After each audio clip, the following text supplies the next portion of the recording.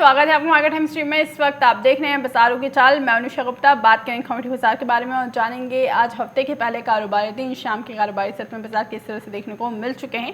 कौन से कमोडिटीज आज पूरे दिन के अंदर काफ़ी अच्छी खासी खरीदारी की तरफ बढ़ती हुई नजर आ चुकी है। सबसे पहले शुरुआत अगर यहाँ से हम करें जिस हिसाब से एग्री कमोडिटीज़ का बाजार देखने को मिला है, खाद्य तेलों के अंदर लगातार तेजी देखने को मिली है। आज फिर से हमने खाद्य तेलों के अंदर एक नया रिकॉर्ड स्तर हासिल होते हुए देखा है। सबसे ज़्यादा तेजी जो देखने को मिली है यहाँ पर खाद्य तेलों के अंदर वो सोयाबीन के अंदर रही है। 6% के उछाल के साथ सोयाबीन अभी भी ट्रेड करती हुई नजर आ रही है। खरीदारी अच्छी खासी देखने को मिल चुकी है।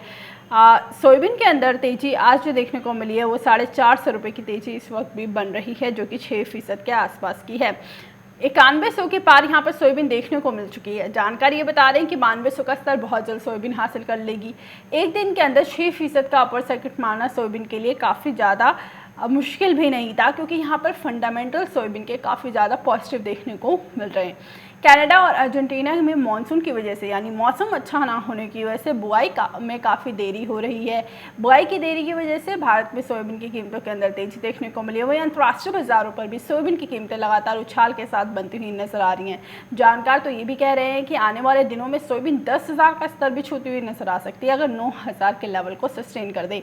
हालांकि आज के लिए जो सोयाबीन का भाव रहेगा, अगर ये क्लोजिंग 9,000 के ऊपर देती है तो माना यह जा सकता है कि लॉन्ग टर्म में सोयाबीन की कीमतों के अंदर एक अच्छा खासा उछाल देखने को मिल सकता है और बाजार यहाँ पर 9,500 के बाद 10,000 तक का लेवल दिखाता हुआ नजर आ सकता है। हालांकि शॉर्ट टर्म टारगेट 9200 का दिया गया है। पिछले जुलाई के अंदर ही हमने सोयाबीन के अंदर काफ़ी अच्छा खासा उछाल देखा है। आपको बता दें पिछले वक्त में हमने सोयाबीन की कीमतों के अंदर जो ट्रेडिंग आती हुई देखी थी वो लगभग 7,000 और 7,100 के बीच में ट्रेड करती हुई नज़र आ रही थी। यानी 7,100 का भी अगर हम भाव लें, क्योंकि 7,100 के पास क्लोजिंग दिखाता हुआ नजर आया था 1 जुलाई को। 1 जुलाई से लेकर अब तक 26 जुलाई के अंदर बाज़ारों के अंदर काफ़ी बेहतर मुनाफा यहाँ पर देखने को मिल चुका है। लगभग यहाँ पर 25% का उछाल सोयाबीन की कीमतों ने दिखा दिया है। हालांकि हमने जब बाज़ारों के अंदर कैलकुलेशन करी जिस हिसाब से ये ट्रेडिंग पॉइंट ऑफ व्यू से और उसके साथ ही जो हाजिर के अंदर भी भाव देखने को मिल रहे, क्योंकि मंडियों के अंदर आवक कम बन रही है, उसके हिसाब से भी हमने सोयाबीन की कीमतों के अंदर ज़बरदस्त उछाल देखा है। ये उछाल आने वाले दिनों में भी कायम होता हुआ नजर आ सकता है।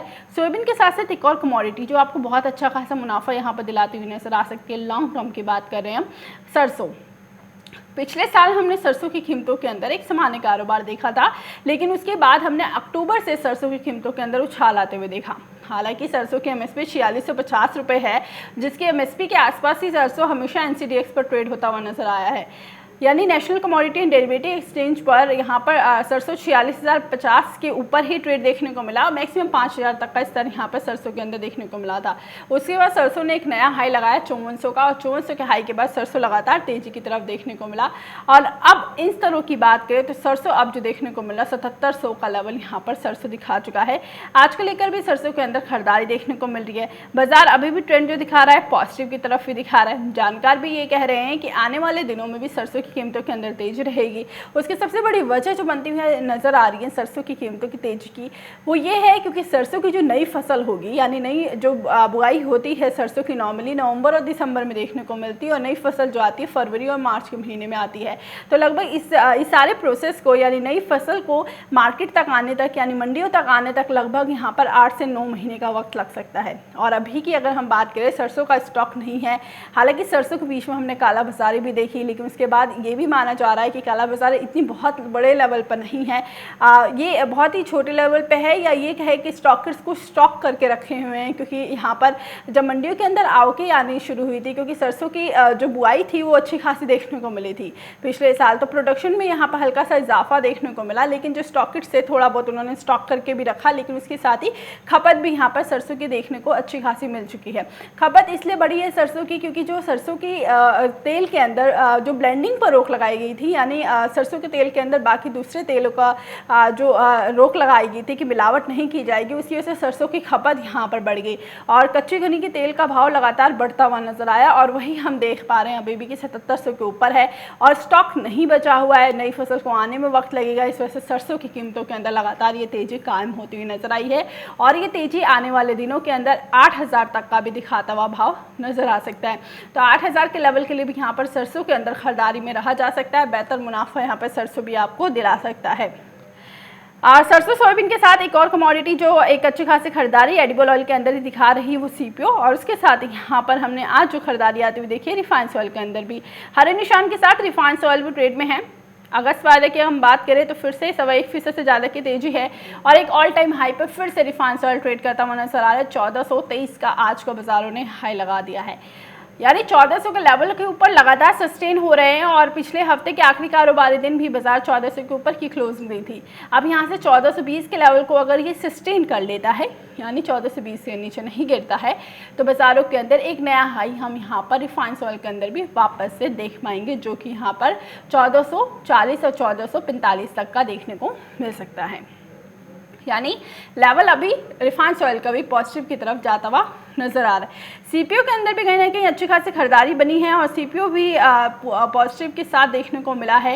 हालांकि पूरे ही खाद्य तेलों की अगर हम बात करें तो जो बाजार है वो तेजी के संकेत ही दे रहा है। सबसे बड़ी वजह जो तेजी के संकेत की है, क्योंकि भारतीय बाजारों के साथ साथ अंतर्राष्ट्रीय स्तर पर, क्योंकि भारत बहुत अच्छी खासी मात्रा में यानी 70% भारत खाद्य तेलों का आयात करता है, तो काफ़ी ज़्यादा डिपेंडेंसी हमारी बाहरी देशों पर रहती है और बाहरी देशों के अंदर ही हमने खाद्य तेलों की कीमतों के अंदर अच्छी खासी तेजी देखी है।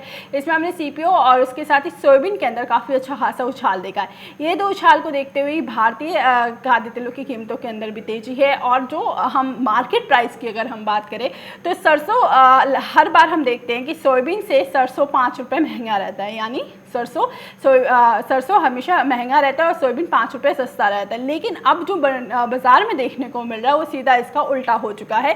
लगभग 15 रुपये प्रति किलो सोयाबीन महंगा हो चुका है और सरसों यहाँ पर नीचे देखने को मिल रही है। यानी सरसों और सोयाबीन की रेस की अगर हम बात करें तो सोयाबीन ने काफ़ी ज़्यादा अच्छा खासा उछाल दिखाया है एज़ कम्पेयर टू सरसों, और सोयाबीन का ये उछाल आने वाले दिनों में भी कायम रहेगा, क्योंकि इस साल जो सरसों की जो सोयाबीन की जो बुआई हुई है वो अभी कम ही देखने को मिली है, क्योंकि बीज महंगे थे। और उसके साथ ही यहाँ पर जो फसल आई है, कई जगहों पर फसलें तो ठीक ठाक है लेकिन कई जगहों पर फसलें दागी हैं, जिसकी वजह से सोयाबीन की जो बढ़िया बनाती हैं कंपनीज वो यहाँ पर सोयाबीन को नहीं रख रही हैं। तो ये बहुत बड़ा रीज़न बनता हुआ नज़र आ रहा है, क्योंकि नई फसल सोयाबीन की नई फसल का इंतज़ार अब सब कर रहे हैं। बारिश की वजह से यहाँ पर कहीं ना कहीं मुश्किलें भी होती हुई नज़र आ रही है, तो सोयाबीन में भी ऑलरेडी हम डिले देखने को मिल चुका है। तो ओवरऑल माना ये जा रहा है कि फंडामेंटल जो खाद्य तेलों को तेजी की तरफ लेके जा रहे हैं वो काफ़ी ज़्यादा स्ट्रॉन्ग है। टेक्निकली भी बाजार यहाँ पर एक जो चार्ट है वो पॉजिटिव की तरफ ही दिखा रहा है। तो खाद्य तेलों की कीमतों के अंदर आने वाले वक्त में भी यहाँ पर तेजी के संकेत देखने को मिल सकते हैं। खाद्य तेलों की हम बात कर रहे थे, उसके साथ अब यहाँ पर बात करते हैं जिस हिसाब से हमने बाजारों के अंदर अच्छी खासी खरीदारी के साथ एक और कमोडिटी देखी है आज जो देखने को मिल रही है वो है बिनौला खल। कॉटन कॉम्प्लेक्स लगातार तेजी की तरफ है। आज बिनौला खल के अंदर 1.5% की तेजी है। 2970 का हाई लगा चुका है बाजार और 2925 के पास इस वक्त ट्रेडिंग दिखा रहा है, यानी लगभग हम 3000 के स्तर के काफ़ी करीब पहुंच चुके हैं और 3000 के लेवल को लेकर अभी भी जानकार राय अपनी दे रहे हैं कि बहुत जल्द अचीव हो जाएगा।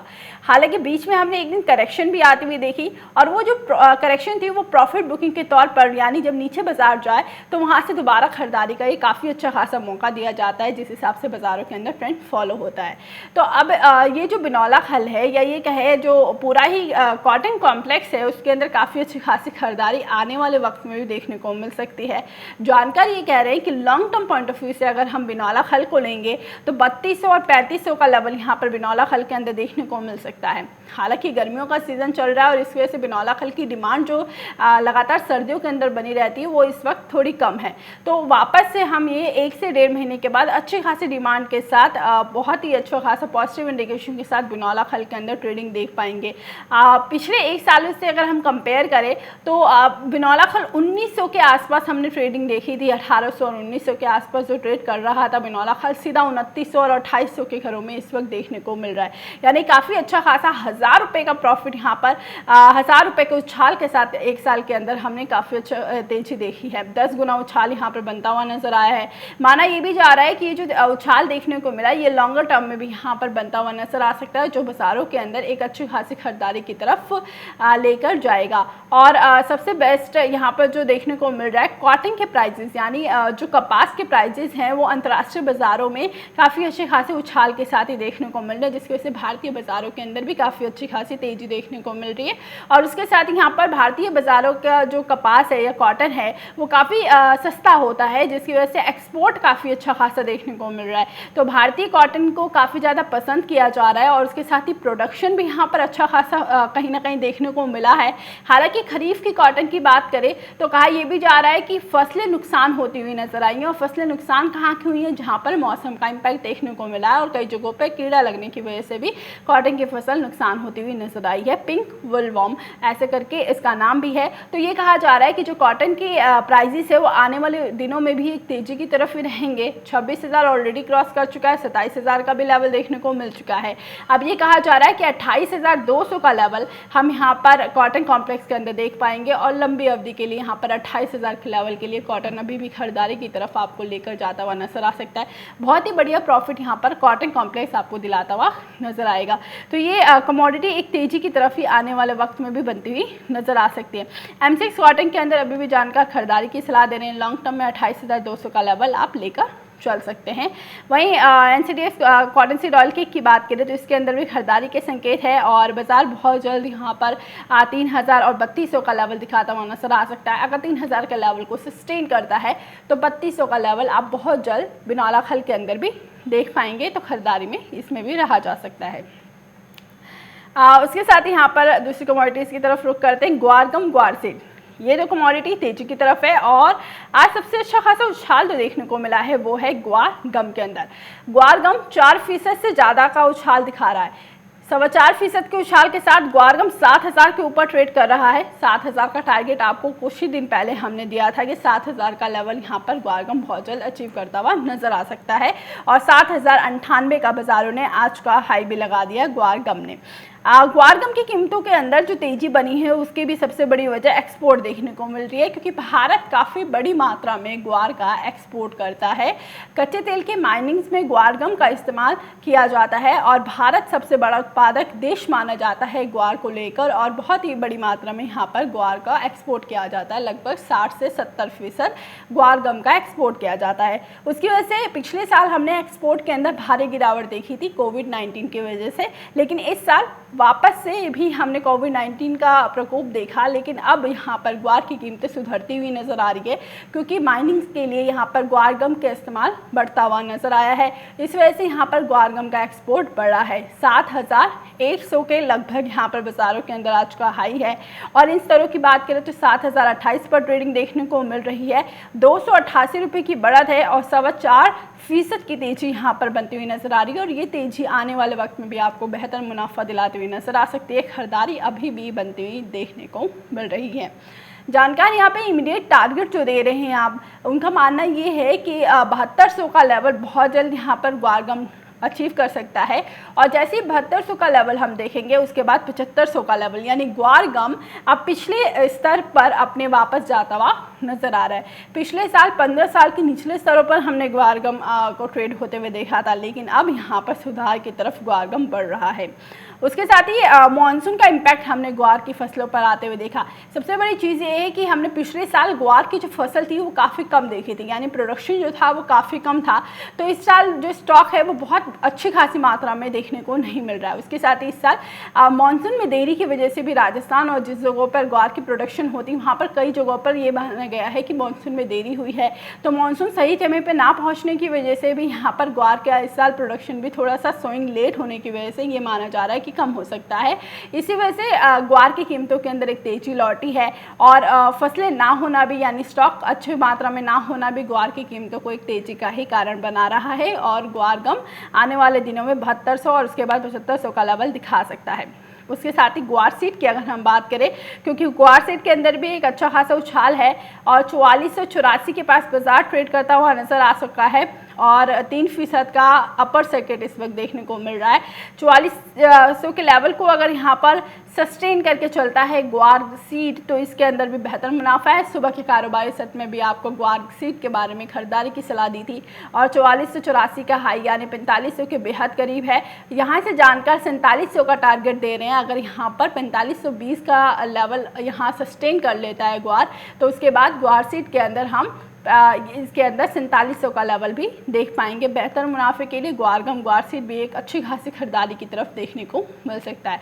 ओवरऑल सारे ही एग्री कमोडिटीज़ के अंदर आज हमने एक हरा निशान देखा है और अच्छी खासी खरीदारी भी यहाँ पर सारे ही बाज़ारों के अंदर देखने को मिल रही है। इन सब के साथ साथ एक कमोडिटी जो यहाँ पर हल्की सी गिरावट की तरफ देखने को मिली है वो है चना। चने के अंदर अगर हम बात करें तो 5055 का हाई है और 5005 पर इस वक्त बाजार ट्रेड कर रहे हैं। चने की कीमतों के अंदर हालांकि बहुत ज़्यादा बदलाव आज देखने को नहीं मिला। पिछले हफ्ते के आखिरी कारोबारी दिन जैसे ही आज चना ट्रेड में है, जानकार ये कह रहे हैं कि चने के अंदर हम यहाँ पर हल्का सा सपोर्ट देख सकते हैं। हालांकि जो बाज़ारों के अंदर जो लेवल रहने वाला है एक रेंज के अंदर रहने वाला है, यानी 5200 के ऊपर यहाँ पर चना जाता हुआ नज़र नहीं आ रहा है। उसके साथ ही दालों को लेकर सरकार ने आज फिर से एक बड़ा ऐलान किया है, जिसके अंदर मसूर दाल पर आज शुल्क को घटाकर शून्य कर दिया गया है। तो उसकी वजह से यहाँ पर जो दालों की कीमतें हैं वो यहाँ पर हल्का सा चेंज होती हुई नज़र आ रही हैं। और आज जब मंडी बंद होगी तो ये माना जा रहा है कि जो बोलियां लगी चुकी हैं और उसके अंदर अब यहाँ पर हल्की सी चेंजेस के साथ हम कीमतों के अंदर ट्रेडिंग देख पाएंगे।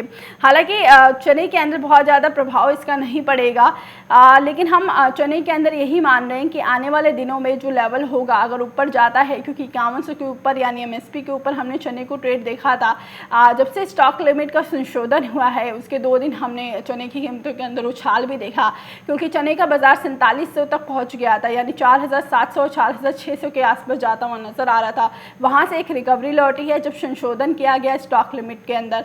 तो अब वो बाजार 5000 के लेवल को आज सस्टेन करके चल रहा है। अगर 5000 के ऊपर क्लोजिंग दे जाता है आज फिर से, तो हम 5200 का लेवल एक बार मान सकते हैं कि आएगा, लेकिन उसके बाद फेस्टिवल डिमांड के ऊपर डिपेंड करेगा कि चने की कीमतों के अंदर कितनी तेजी बढ़ेगी अगर सरकार वापस से संशोधन नहीं करती है स्टॉक लिमिट को लेकर। क्योंकि कारोबारियों की मांग है कि स्टॉक लिमिट की जो सीमा है उसको 1000 किया जाए, उसको लेकर ही उन्होंने आगे सरकार से दरख्वास्त भी की थी। लेकिन यहाँ पर पीयूष गोयल जी ने संशोधन करके जो 200 रुपये का था 200 का था 200 टन का था उसको 500 कर दिया। तो उनकी आधी बात तो सुनी गई, लेकिन पूरी जो उन्होंने मांग करी थी वो नहीं हुई है। तो वापस से मांग करने की, वापस से चिट्ठी लिखने की बात की जा रही है। अगर ऐसा होता है, संशोधन किया जाता है और कारोबारियों की बात मान लेते हैं, तो यहाँ पर हम चने के अंदर 5200 के ऊपर का भी स्तर देख पाएंगे।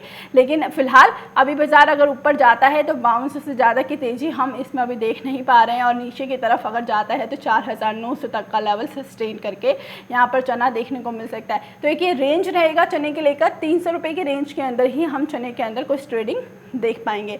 तो बाज़ारों के अंदर बेहतर मुनाफे के लिए काफ़ी कमोडिटीज़ इंतज़ार में है, और काफ़ी कमोडिटीज़ के अंदर काफ़ी अच्छी खासी तेज़ी आ भी चुकी है। और बहुत कमोडिटीज़ यानी बहुत कृषि फसलें ऐसी हैं जो आपको तेज़ी की तरफ दिखाती हुई नज़र आ रही है। कॉटन हो गया, आपका ग्वार हो गया, और उसके साथ ही एडिबल ऑयल पैक वापस से नई ऊंचाइयों पर देखने को मिल रहा है। तो खरीदारी करके यहाँ से चला जा सकता है। अभी के लिए बाज़ारों की चाल में बस इतना ही। आगे खबरें देखने के लिए देखते रहिए मार्केट टाइम्स टीवी।